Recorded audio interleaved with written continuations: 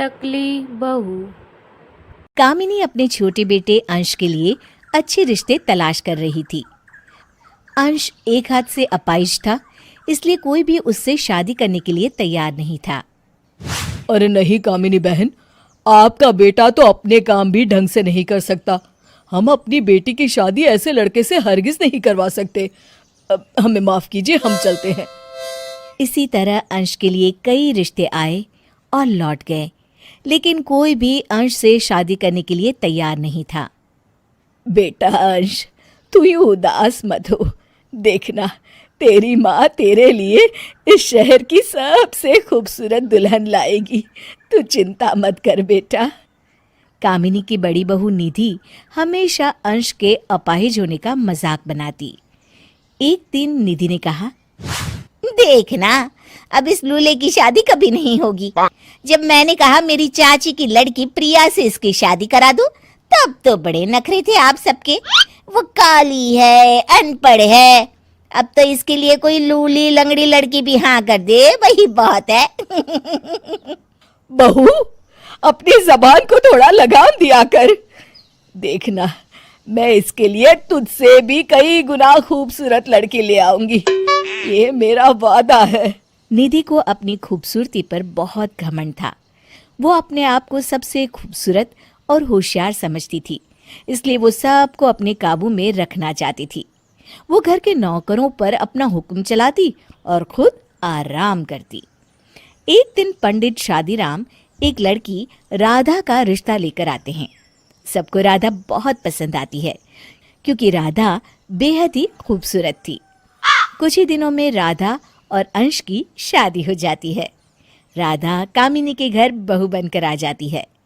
राधा की खूबसूरती से निधि को बड़ी जलन होती है। पता नहीं इस लड़की ने इस लूले में ऐसा क्या देखा जो इतनी खूबसूरत होने के बावजूद इस लूले से शादी करने के लिए तैयार हो गई। अब राधा ने पूरे घर की सारी जिम्मेदारी उठा ली थी और सबका बहुत अच्छे से ख्याल भी रखती थी, इसलिए सब राधा से बहुत खुश थे। ये लीजिए माँ जी, आपकी मसाला चाय, और काका आपके लिए ये पकोड़े। एक तू है जो दिन भर कामों में लगी रहती है, और एक वो महारानी है जो किसी काम की नहीं, बस हर समय पैसे उड़ाने और सजने संवरने के लिए पार्लर में बैठी रहती है। बेटा, कल पास की औरतें तेरी मुंह दिखाई के लिए आने वाली है। मैंने तो गर्व से सबको कहा है कि मेरी छोटी बहू से खूबसूरत इस दुनिया में कोई नहीं। आज तो बेटा मैं ही तुझे तैयार करूंगी। जैसी आपकी इच्छा माँ जी। थोड़ी देर के बाद कामिनी देशी घी और हल्दी लेकर राधा के पास आती है। बहू राधा, ला, मैं तेरे सर पे ये देशी घी की मालिश कर देती हूँ। इससे बाल मुलायम और खूबसूरत हो जाते हैं। देख तो तेरे बाल कितने रूखे हैं, जैसे नकली बाल हो। इधर आ, आज मैं तेरे सर की मालिश कर देती हूँ। बैठ बेटा। मालिश का नाम सुनकर राधा घबरा जाती है। वो माँ जी, मुझे कुछ काम है, मैं बाद में मालिश कर लूंगी। इतना कहकर राधा अपने कमरे में चली जाती है और अपने सर पर लगे विग को ठीक करने लगती है। तभी निधि राधा को देख लेती है। Oh my God!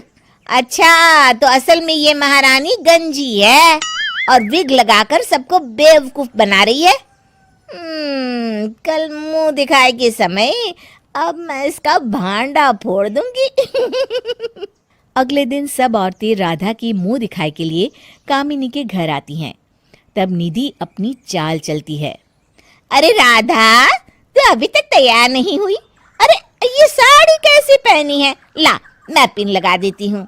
Radha sari की पल्लू को राधा के नकली बाल में पिन लगाकर जानबूझकर फंसा देती है और राधा को मुंह दिखाई के लिए बाहर ले आती है।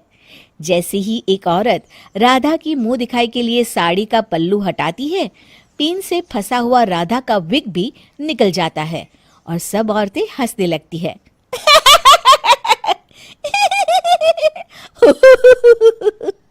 हाय दया, ये तो टकली है, इसके तो बाल ही नहीं।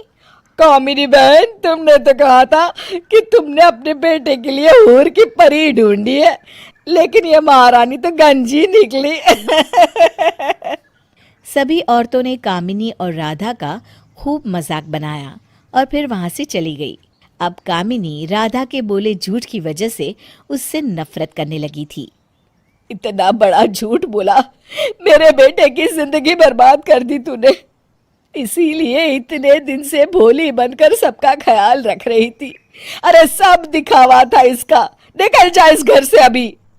तभी वहां राधा का पति अंश आता है और कहता है, रुको माँ, राधा ने तो मुझे सब कुछ शादी से पहले ही सच सच बता दिया था, लेकिन उसकी ईमानदारी को देखते हुए मैंने ही उसे सच छुपाने की कसम दी थी। माँ, मुझ अपाहिज से शादी कर राधा ने मुझे और इस घर को कितने अच्छे से संभाला है। इंसान का तन नहीं, मन खूबसूरत होना चाहिए, जो राधा का है। मुझे अपनी पत्नी पर गर्व है माँ। अंश की बातें सुनकर कामिनी और निधि को अपनी भूल का एहसास होता है और वो राधा से माफी मांगकर दोबारा खुशी खुशी एक साथ रहने लगते हैं।